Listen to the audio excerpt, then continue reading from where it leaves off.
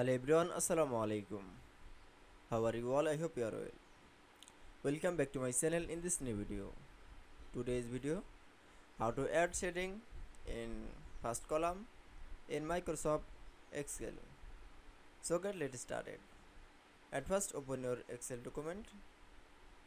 Firstly, then you show the Excel document is show table.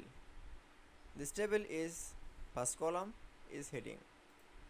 Then firstly at heading is select your first